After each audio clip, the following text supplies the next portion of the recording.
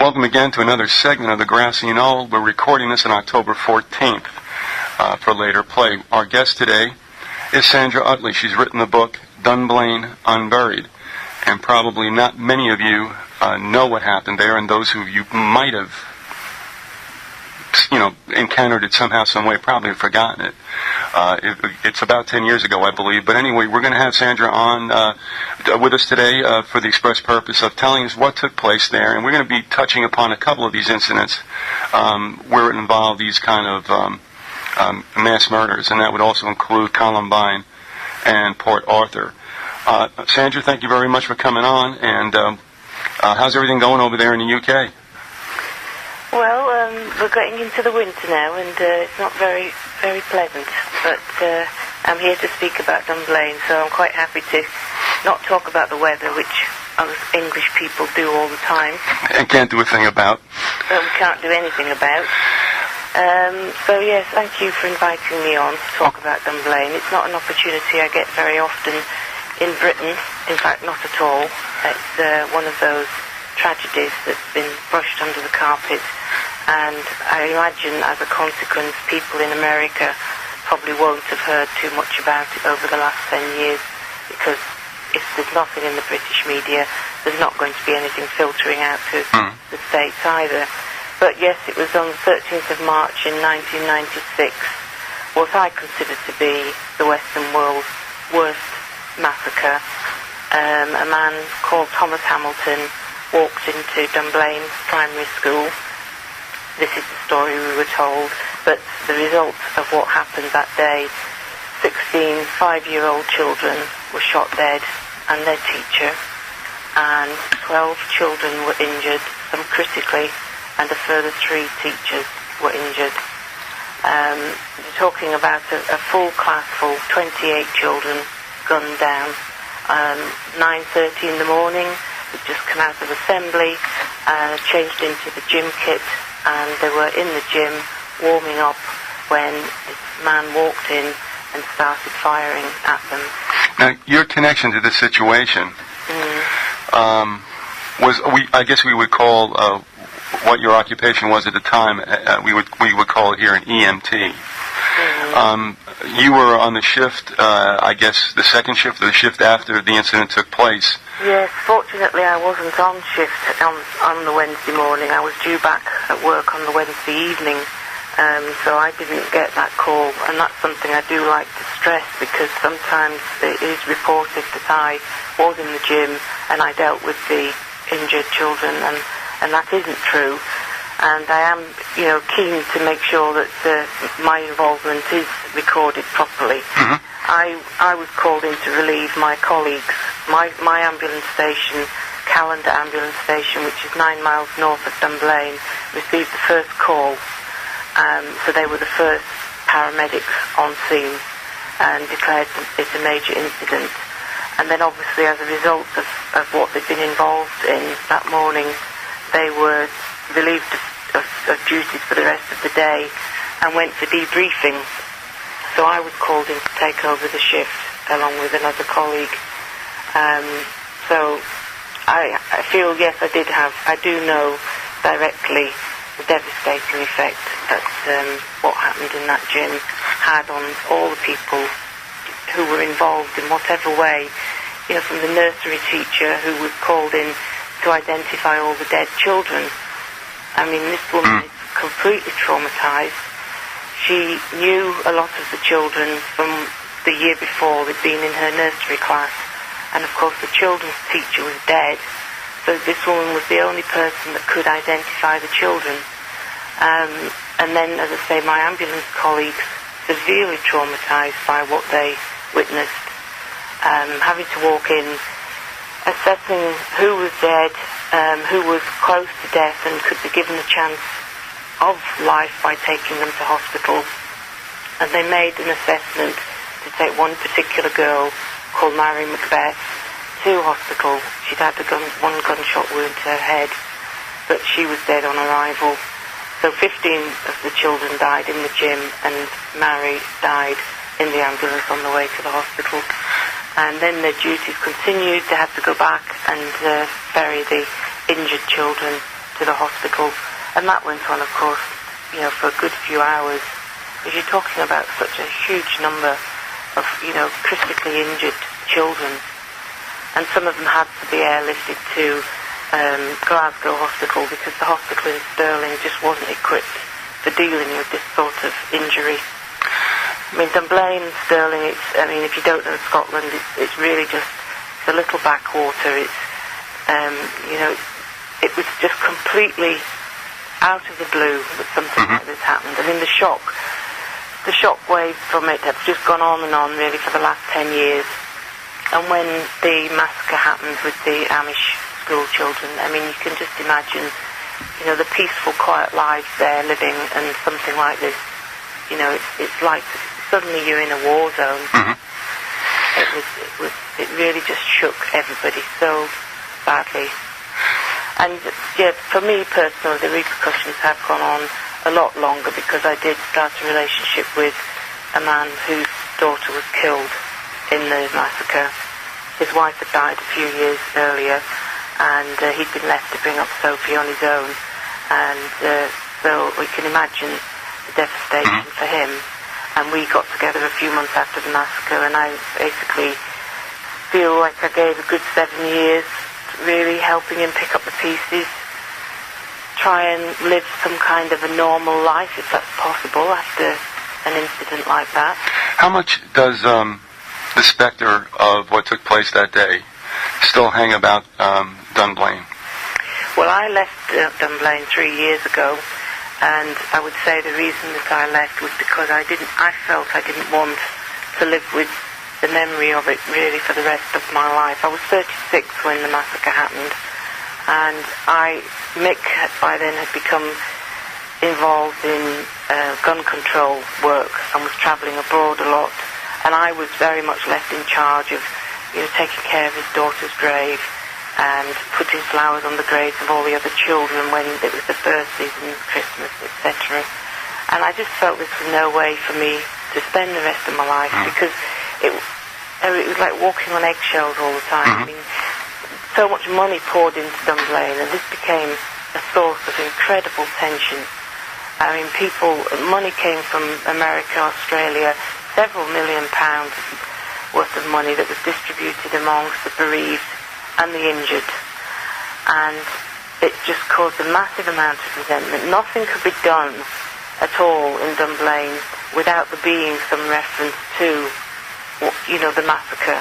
So you couldn't. I don't feel it was possible to ever try and resume a normal life living somewhere like that. I also personally know that a lot of people who were maybe perhaps more on the fringes of it, like a friend of Mick's who had been the carer for Sophie after Sophie's mother had died. I mean, she became very, very ill in the last few years, and there have been suicides, and I just don't see how communities can really ever go back to what they were. Dunblane really tried hard to brush it all under the carpet, to change the kind of flavour of the town that it is. I mean, loads of big housing estates have been built on the outskirts of Dunblane. It's commuterville for the big cities like Edinburgh and Glasgow. And so there is this attempt to brush it away. But I just don't think you can do that with that kind of trauma. So it's a growing community, and perhaps the thought is that in enlarging it and increasing the population and kind of, I guess maybe more suburbanizing it, that maybe they can put somewhat of a facade over everything. Yeah, I mean, a lot of people felt that Dunblane needed new blood, and in a sense I was old blood because I'd been there when it happened. I felt particularly aggrieved about particular aspects of both the way the incident was handled and the following inquiry and the cover-up, I believe, that took place. And so they didn't want people like me around that were going to still make a noise about what had happened, even though to my mind what I was doing, searching for the truth, was vital for healing. That's not the way people in Dunblane really saw it, and I think they wanted to basically, I suppose it's a bit like a blood transfusion, people moved out, put new people in who haven't had anything to do with Dunblane, either prior to the massacre or when the massacre happened, or the immediate aftermath. And it's not the place it was when I was living there. You know, I was living in a small part of Dunblane that was an old weaving hamlet called Vermoil, and it was a very attractive place to live. But now it is really just like a sort of dormitory town. I don't know if that's a term you would use in the States, but as I say, just massive sort of buildings went on, and attracted obviously quite a wealthy group of people. I mean, you're looking at houses that were costing, you know, at least £250,000 minimum.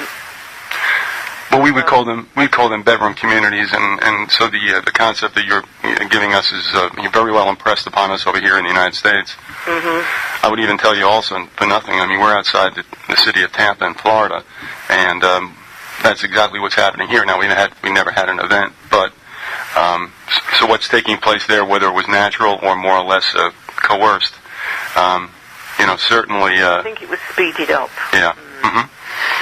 Now, how many years did you spend in Dunblane? I mean, did you grow up there? Was that your childhood town? No, I'm actually English by birth. I lived in England, Yorkshire, until I was 20, and I moved up to Scotland to do nursing when I was 20. That was back in 1980, and I ended up living. I mean, Dunblane is about 40 miles from Edinburgh and Glasgow, and I ended up moving to central Scotland when I went to university at Stirling in the early 80s. So I lived in and around Dunblane for really good 20 years. I'd just moved into Dunblane itself, into a little flat in the town just about under a year before the massacre happened.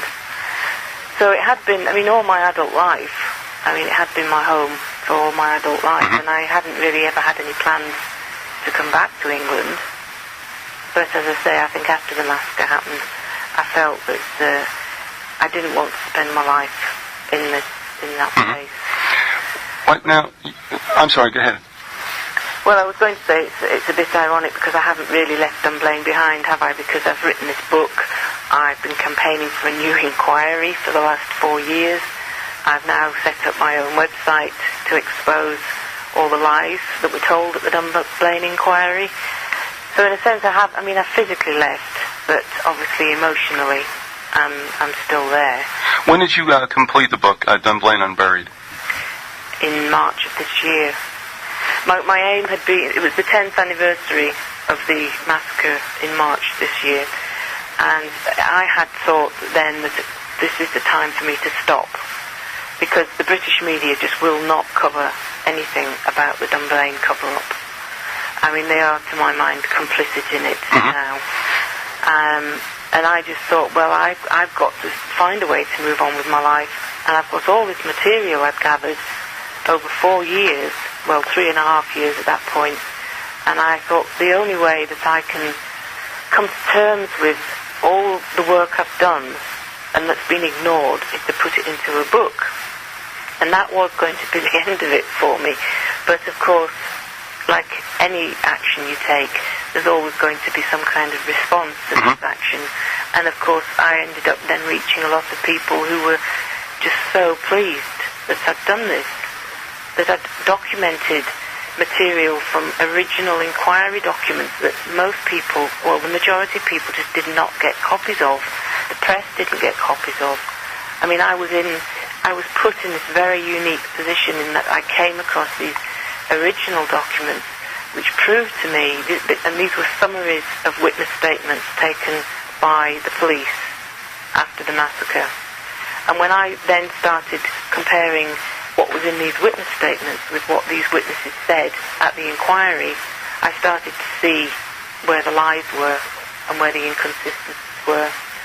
And once that becomes blatantly obvious to you, I don't think that you can, well, I morally didn't feel I could turn my back on that.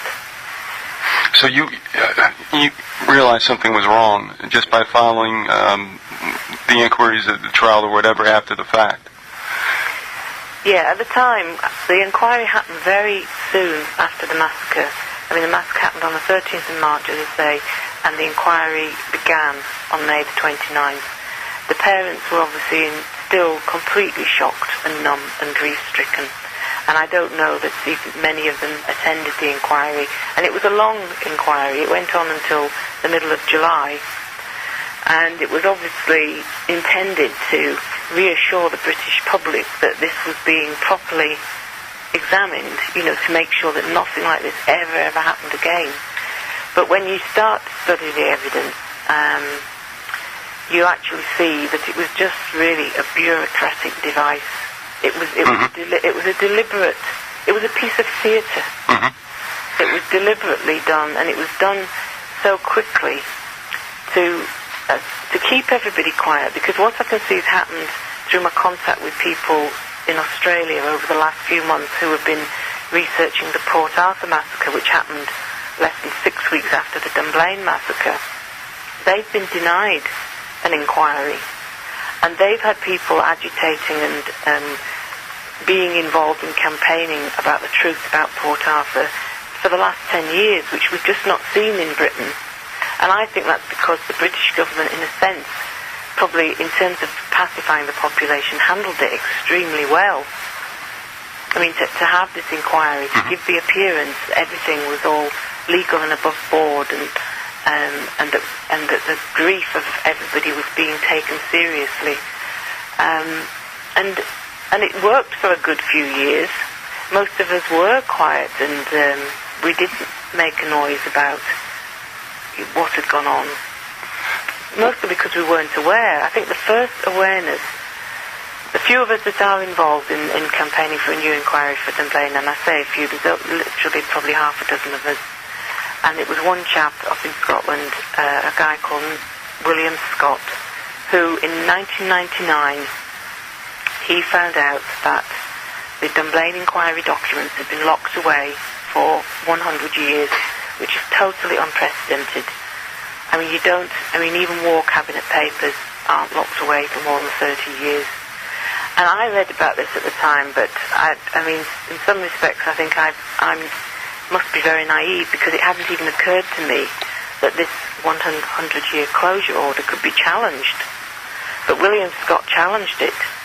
And of course, they started telling him lies in the answers they gave him. The first answer I think he got about why these documents had been locked away for 100 years was to protect the identity of children. But which children? And in these documents amount to hundreds of thousands of pages, and there can't possibly be children's names on every single page. And there's also names can be blacked out with a felt tip pen. So the excuses he started being given just made him more and more suspicious. And I really have to hand it to this chap. He has done an incredible job. He's battled on for 7 years. I only got involved at the end of 2002 and was put in contact with William at the beginning of 2003, and we've worked together ever since.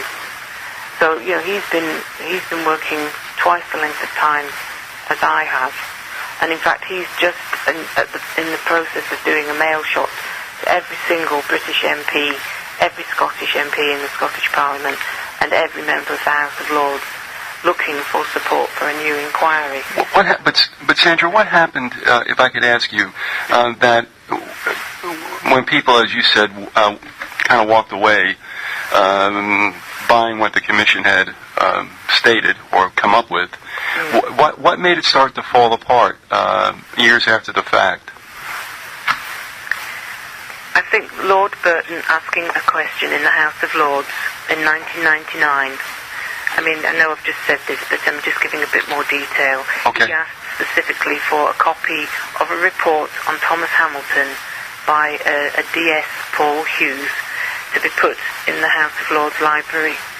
And the answer he received, which of course is documented in Hansard, the official government records, was that this couldn't be done because these documents were locked away for 100 years. That, I think, it was 3 years after Dunblane before people started thinking, well, hang on a minute, why 100 years? But as I say, it was still another 2 years before I got involved. and that was purely by accident. But then, because I worked for Mick, I mean, I did gun control research for Mick North, whose daughter was killed. And I was his housekeeper, his personal assistant, as I say, a researcher for him as well. So I had access to all the material he had. There was never any problem about it. It wasn't under lock and key or anything. And it was through reading documents that he'd been given at the inquiry. As I say, that was at the end of 2002. And I don't actually think he, at that point, had ever read them. Because, as I say, the inquiry started so soon after the massacre happened. I think he put them in a box and forgot about them. And he's perhaps one of the few of the bereaved parents that even has copies of the original documents.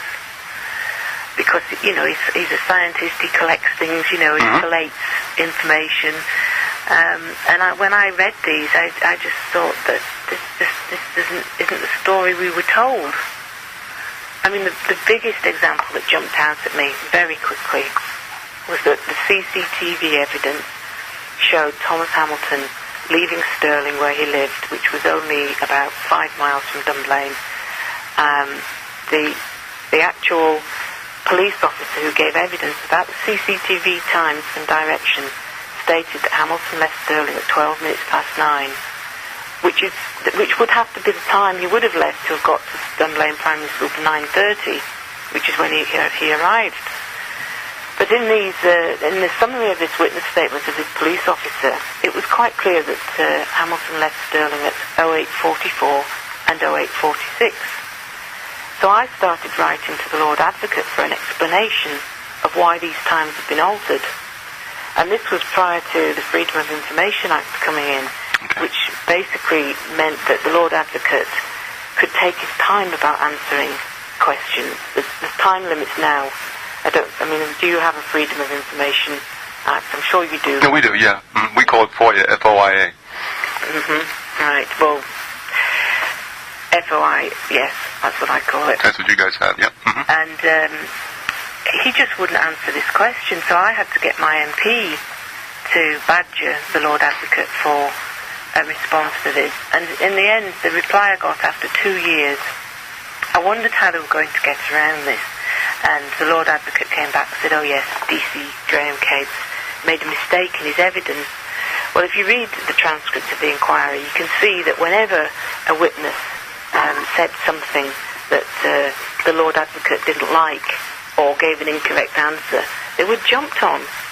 I mean, but this DC Capes was basically just given free rein to say whatever he wanted. I mean, he must have been granted some kind of immunity before he went into the witness box, because his evidence is just packed full of lies. And this is the most important, to my mind. If this had been an ordinary crime, for want of a better expression, with a potential murderer apprehended, CCTV evidence would be the most vital evidence that would be used in court. But they've just made a mockery of the whole justice system in this inquiry. And what was inconvenient, because it's extremely inconvenient for them that Hamilton set off 45 minutes before he arrived at Dunblane Primary School, because it clearly indicates he went somewhere first, or he met with somebody.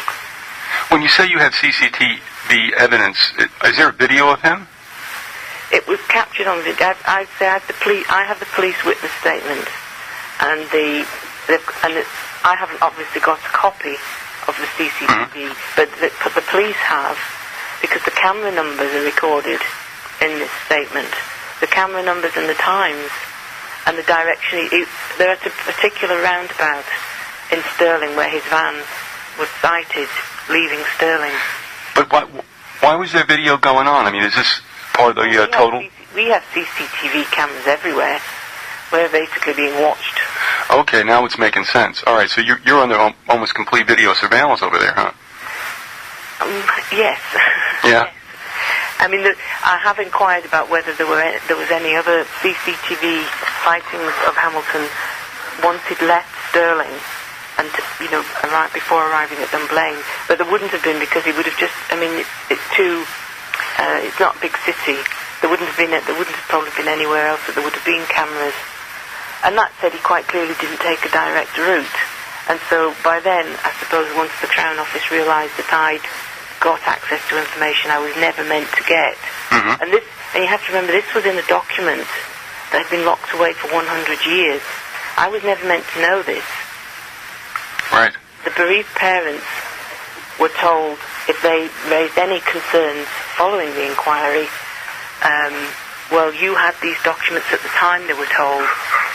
If you didn't raise any issues back then, you're not in a position to raise any issues now. So that left me as an ordinary individual to raise this. But then, of course, they say, well, you're not directly affected. So they've got a cop-out everywhere. Right. Mm-hmm. But these are documents, as I say, that were locked away for 100 years. Now, if nobody had questioned that, and these documents had stayed locked away for 100 years, somebody like me probably would have gone and examined them, 100 years from now. But what would they be able to do? Because all the witnesses would be dead. Well, that's the idea. Mm-hmm. The truth would have been lost to history completely. Well, that's the idea, isn't it? Well, that is exactly the idea. That was their plan. Even when we had the situation, and of course we've had two famous commissions.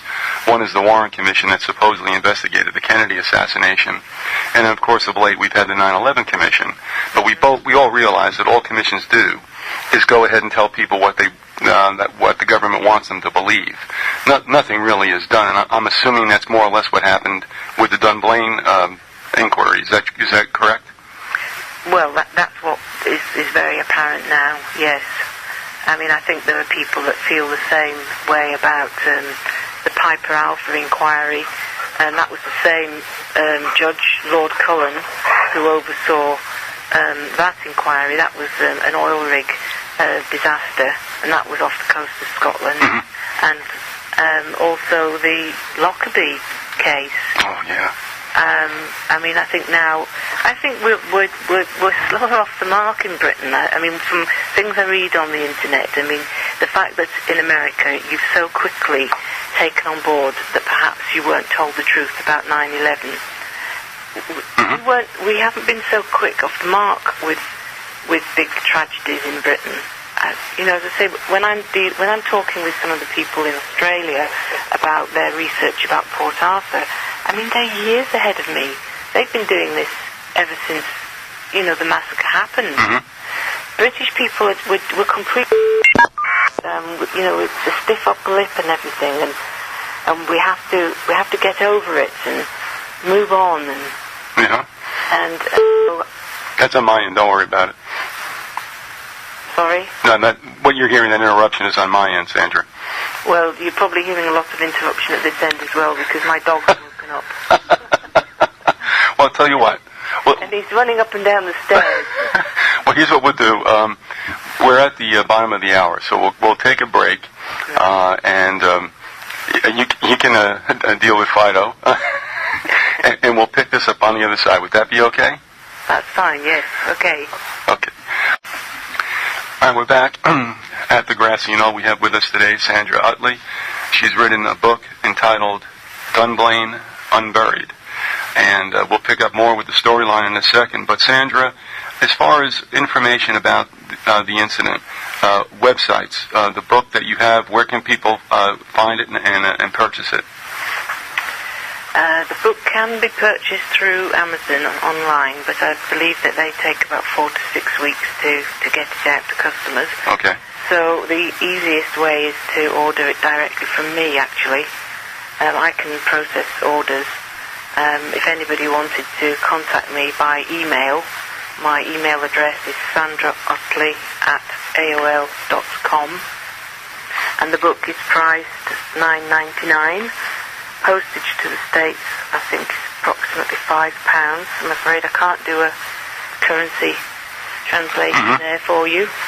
But if anybody wanted to order a book directly from me in Britain, we can take orders with using credit card and debit card. I think it's the cheapest way to order. Okay. Also, I tell you what, even though I'll post this on the website, and they can hit your email from there, what I'm going to ask you to do just now, though, is spell out Utley, because obviously there's a couple of ways that can be done. Utley is spelled U-T-T-L-E-Y. Okay. As I say, it's Sandra Utley. It's all one word with no dot in there. Nice and easy to remember. Okay. At AOL.com. But yes, if you could put that up on your... I will do that. And the website now that they can... website address, www.dunblaneunburied.co.uk.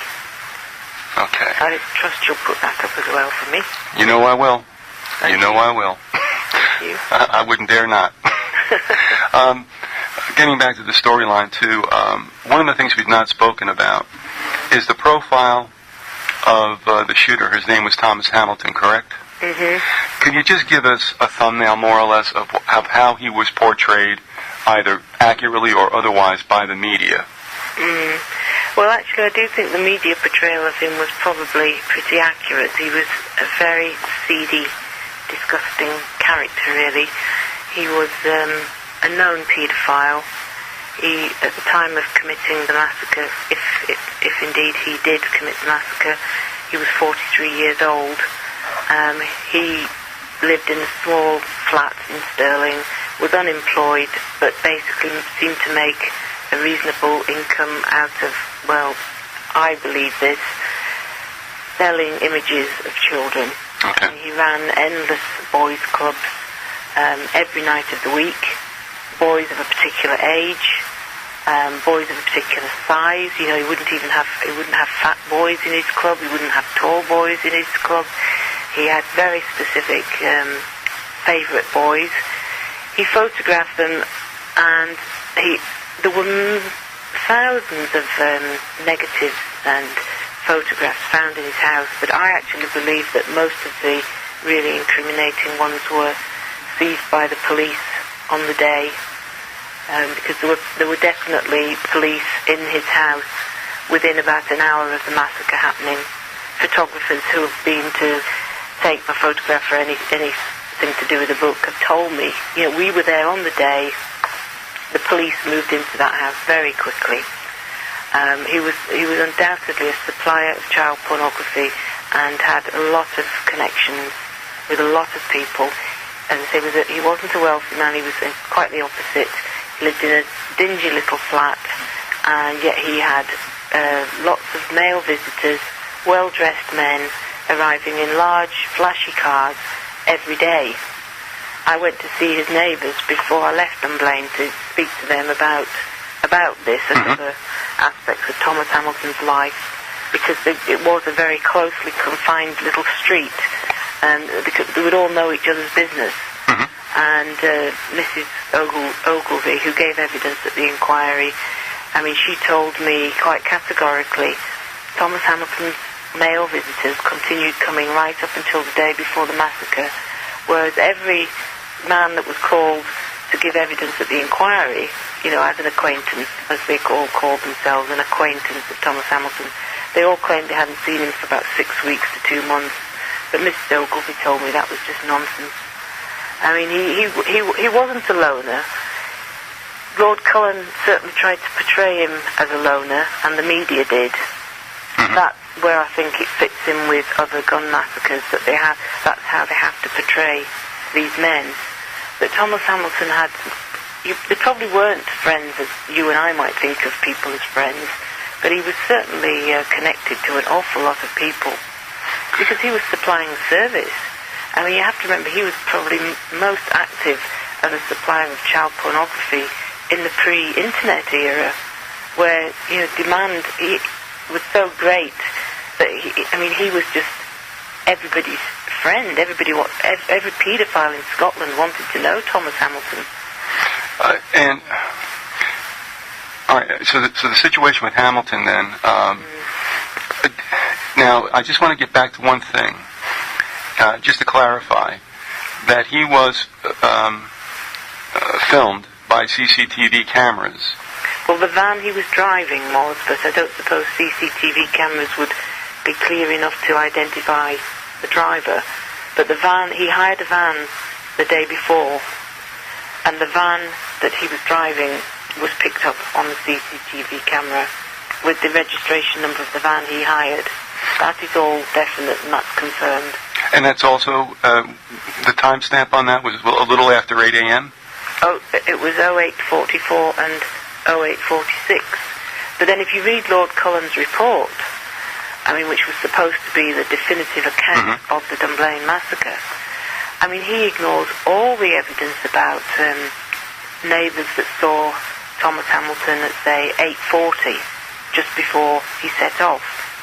And he refers to one witness, another neighbour, saying that Hamilton was scraping ice or snow off the car, off the van, at 8:15.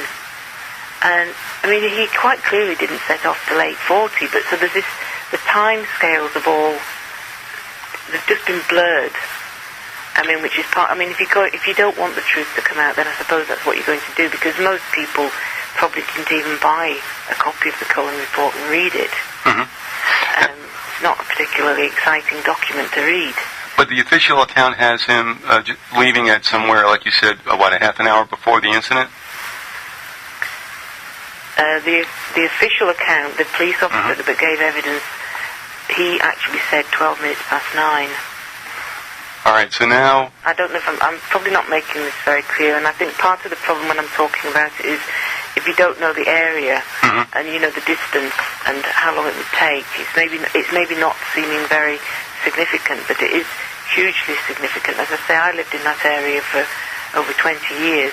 I know that roundabout very well, and I know as well that the van took an exit off that roundabout that went in completely the opposite direction to Dunblane, and yet the police officer was asked when Hamilton's van was seen by these cameras, did he exit on the road to Dunblane? And the officer said yes.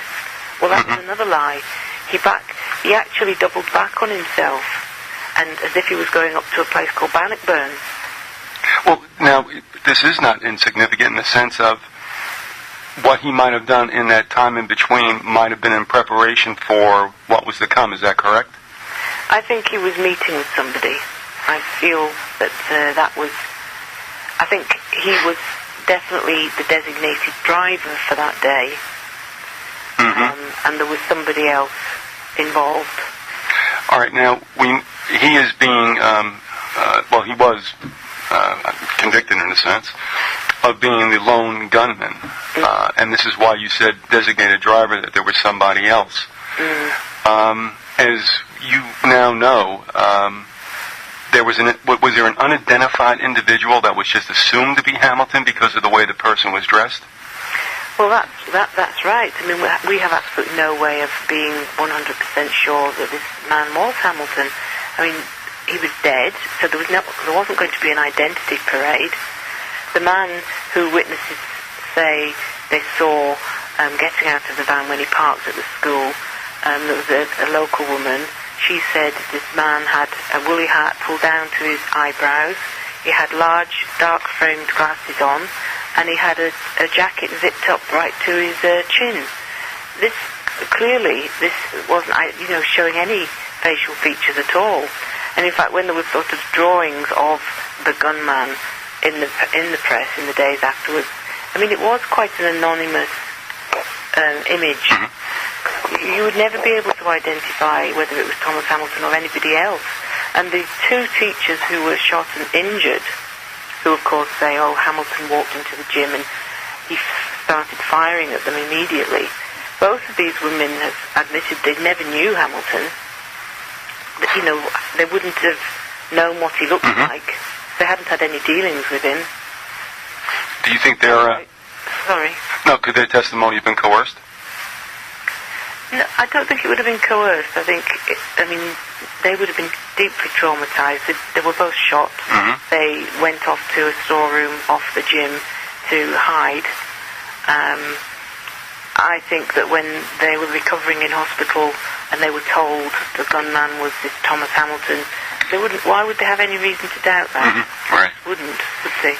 But they didn't. No one witnessed the actual murders taking place. Is that correct? Well, there's one witness who claims that he saw Thomas Hamilton kill himself, and this was a student teacher who claims he didn't give evidence at the inquiry, though. And it's hard to really know what to make of his evidence. But no, there were no. I mean, as I said, the teacher who was the class teacher was killed. Right. Most of the children in the gym were dead. The other children that were in the gym were critically injured. There's only one child that survived that whole incident with no gunshot injury at all. A little girl called Victoria Porteous, who lay down and pretended she was dead. And she just didn't move. But she saw what was going on. And I have a copy of her parents' witness statement that was given to their lawyer. Again, that was a document that was meant to have been locked away for 100 years, and nobody was meant to read it. And this girl, Victoria, quite clearly saw what was going on. And she gave a statement to her parents, who recounted it to their solicitor, that actually makes a comment about when this man entered the gym. But somebody fired into the bottom end of the gym where Hamilton entered the gym. But so much of the statement is blanked out. So it's actually very hard to make sense of. But it's not, I mean, it's not just names that are blanked out. There's actually the real gist of what is in that statement has been removed. But they've left one word in. They should have probably taken out the word Hamilton, because when they said, oh, he fired into the bottom end of the gym where Hamilton entered the gym, just gave away so much. And these parents also made in their statement that they observed when they went to the gym to see the scene of crime afterwards, which all the parents were invited to do. They saw 2 bullet holes in the bottom end of the gym where Hamilton was said to have committed suicide that were 6 inches from the ground and 2 inches apart. And we know from what the scene of crime officer says that Hamilton was supposedly, when he shot himself through the roof of his mouth,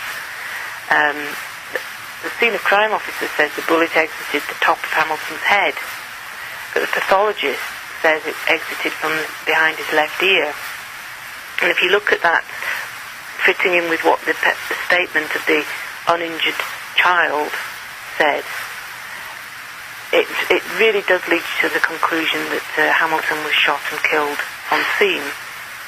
And that then leads to a whole host of other questions. Right. Because if we were told he committed suicide and he didn't, then that alone requires explanation. I mean, even for all that he'd committed, if he did commit this evil act, the man still deserved to stand trial. And I would also claim that his death has added to the trauma, because we've no explanation for why it happened. Now, the thing is, if he in turn was murdered, obviously you're going to have an exit wound from, I would assume, well, you're going to have an entrance wound from other than, I would say, his mouth. Is there any kind of confliction with the forensics that would state... Sorry, the pathologist's report is really very ambiguous, and I've been using Freedom of Information to try and get answers from the pathologist who...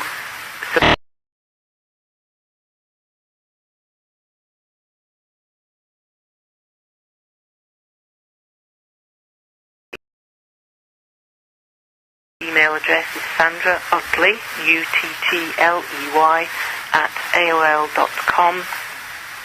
My website address is www.dunblaneunburied.co.uk, and I can also be emailed through the website as well.